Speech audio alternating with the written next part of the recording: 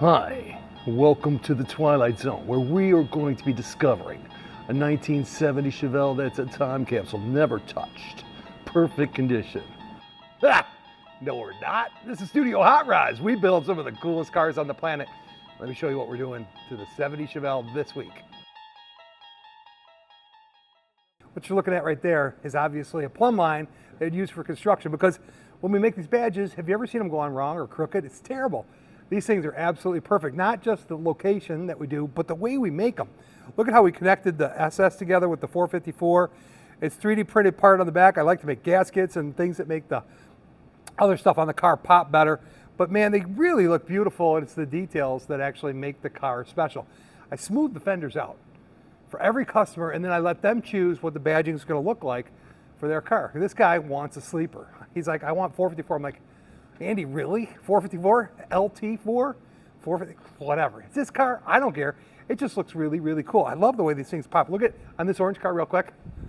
Look at how it pops compared to the way the original badging looks on these cars. You guys get it. Anyways, this week's going to be fun because we're going to be burning that car around. I'm going to show you all the cool details that we put in it.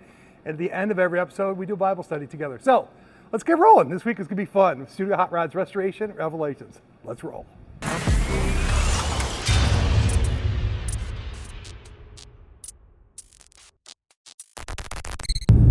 Can you believe that I call this work?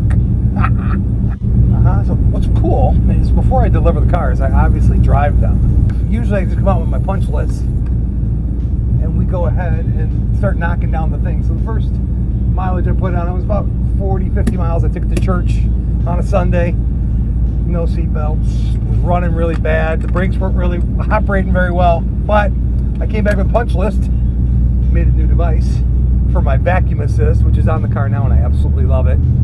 I got a bench test, like how durable the thing is actually going to be. So I'm doing a life cycle test on it right now on my bench. It's kind of fun, but today we're just going to kind of take a ride, and we're going to go through some of the creature comforts that are actually in this car. Don't speed. Oh, it's just so tempting. So I come up with a list. I drive them. Right, and no car is perfect. So if you guys are ever looking at an auction or you're looking at cars, just redone, only 12 miles on it. Bad idea. Only 100 miles on the car. Bad idea. You got to actually put some miles on these cars if you want to know what they're going to do. So that's what we're going to do today as we go through all the cool stuff. I thought it might be cool to share with you where I actually got this car from. I found it off the internet on Facebook, and one of my friends that saw the car come up reached out to me and said, Harry, there's a cool looking car up in mid-state Wisconsin, and if there's a good deal on Facebook, you got to go, and you got to go now. If it's a good deal, it's going to be gone. And guys, if you know of any cars that are for sale that are a decent deal, reach out to me. I'm not here to rip anybody off. I want to buy good quality cars. If they're junkers, forget about it. I don't even want to go look at it. If it needs some rusty nastiness. But this car was a roller, looked really clean in the photographs. I talked to the guy, he's a real cool cat. I got up there about 7 o'clock, 7:30. It was, in early winter, right? So it was all dark. It was foggy. I couldn't see where I was going. My cell phone kept cutting out on me. And then follow that for my navigation, right? Then the dog's got to go to the bathroom. I pull over, let the dog go out in a little neighborhood out in the front, by the sign. There's nobody lives there. And it's raining. Come on, Shelby, get back in the car. And this lady pulls up and she's getting back in the car. Are you going to clean that up, mister? And I'm like, no. I didn't have a way to. I didn't even have a plastic bag. I felt terrible. Karen. Anyways, I finally make it up to the guy's house where he's got the cars, and he's got this barn full of a ton of cars. Anyways, I looked this car over really, really good. Made me a fair deal on it. I said if I get it back to the shop and it's actually even better than I think, I'll actually give you a little bit more money. What did I do? Yeah, you got it. You know how we roll. Nice car, great deal. The guy delivered the car right over to my shop. It's scary up there in Wisconsin. Let's talk about how we start these cars. We actually pull the car off the chassis, right? The whole idea is that we're going to have to work on that chassis and clean it up, but get it apart. That gives me the opportunity to smooth out the firewall, get it all real pretty, inspect it all, and put all the components in the position I want to put them in. That means where the steering column actually comes through the firewall, the details of where everything lands. where the brake pedal is going to be and how it's going to be configured, where the gas pedal is going to be. All this stuff, when it's all stripped, is all designed specifically for a reason. What I want to do is make the drivability of the car spot stinking on. I want it to be comfortable like a new car. This car, it's funny, this watch, 1974, right? You would think it's really old.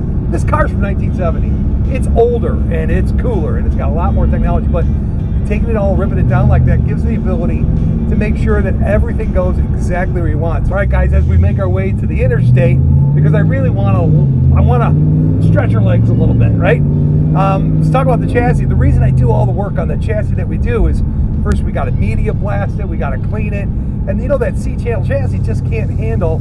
This is over 800 horsepower. Putting that in a C-channel chassis without reinforcing it is like, it's like a screen door on a submarine. Just ain't a good idea, right? So we got that thing apart, we media blast it, we clean it up, we prep it all, and then we box the whole chassis and reinforce everything. So not only are we reinforcing it, but we're putting everything in position to change the dynamics of the suspension, because what we're trying to do is have it handle and drive like a 2025 car. When I got these cars together and these things all came done and I finally tuned that suspension the way I wanted to go, I was amazed. It was crazy. I wish you guys could actually take a ride with me. Actually, if you come out to my shop, I'd be happy to take you for a ride in one of my cars. Also, we have an Airbnb locally, so if you're real interested and you want to buy a car, do some business with us, lots of times I even put people up at the Airbnb. Anyways, let's keep going. Okay, guys, driveline is a big choice. What motor and transmission are you going to put in it? So each time we build a different car, in the beginning here, we've had to figure them out each time individually, right? This is the first LT4 we actually put in a Chevelle. So this thing, there's a lot of configurations you got to do to make the LT4 fit in that chassis. It's not just about the LT4 though. The 6L transmission that we're using has to have a tunnel that's specially modified and made to accommodate all the different transmissions. So now you got the engine and trans, but then you got the intercooler, you got all the plumbing it has to go to. And with the LT4, we use the OEM computer harness. I'm turning up the AC. We are now on the interstate, which I really love. Check that out. Let's go ahead and hit the gas a little bit.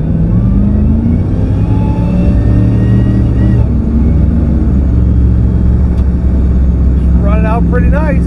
This thing is set up to be able to go, we're doing about almost 90 miles an hour right now, 2,500 RPMs. That's a 350 gear in the rear end. So we set it up to be very drivable and usable.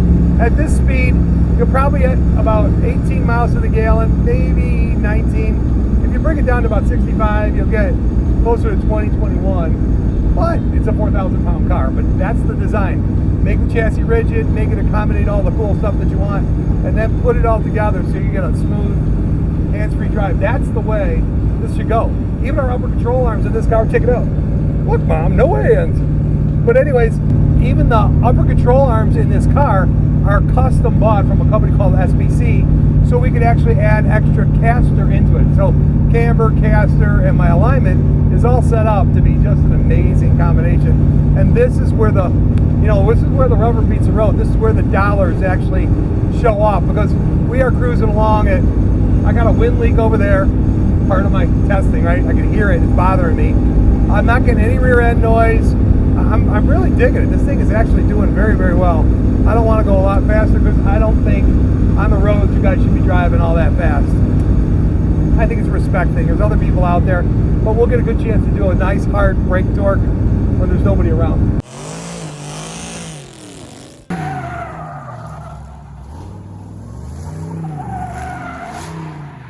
Alright guys, as we're driving this thing along down the road, I thought it'd be kind of fun to show you some of the cool features that are actually inside the car, right? Other than the factory air conditioning, which is absolutely beautiful, we got all the Dakota digital gauges, we've got the fiber optic lighting, we got the CarPlay for the suite for navigation, you got the lighted cup holders, you got your USB plug, which is in here, but this is one of the cool features. This is your rear view mirror, check it out. When people are actually in your blind spots, it alerts you to it. You can even adjust your rear view mirror up or down because it's actually a camera that's mounted in the top of the rear windshield. 2 rear-facing cameras and 1 forward-facing camera. It's recording all the time. So should you have a problem on the road or should you have any details, it'll tell you what's going on. It gives you speed here. Look at this. lane correction. If I come out of my lane, watch this. Look at that. Lane departure warning. It's even telling me if I'm coming out of my lane. Now, if I was going sideways coming out of my lane, it'd be something totally different. Something else I think is really cool. We make these custom car vents for the center, and I print these 3D like curves into it so it will blow really hard. If you guys could feel how hard this cold air is actually blowing, it's blowing inside of here, you would actually freak out. It's cold. No, seriously, this is just another dynamic thing that we do. Even look at the rearview mirror. See that rearview mirror is like got the light on? Can you see the red light? But look at this one's blinking. So the reason I did that is I put the turn signal indicators like a new car in the side mirrors. And here's the deal. The reason I put the brake lights there too is because that's the brake light. This one's the blinker. And no matter where you're going or what's happening, you'll actually kind of know. And even if somebody's next to you in a car, they'll be able to see that you're stopping, you're turning, you're doing something different. One of the other things I really like about this car, we're in a pretty heavy corner at this point in time. Whoa. But it'll handle it. I mean, you can't really tell. But we just came through like an on-ramp with a corner. An on-ramp with a corner at about 65 miles an hour, like it was about a crazy. And you're never going to have to worry about entering.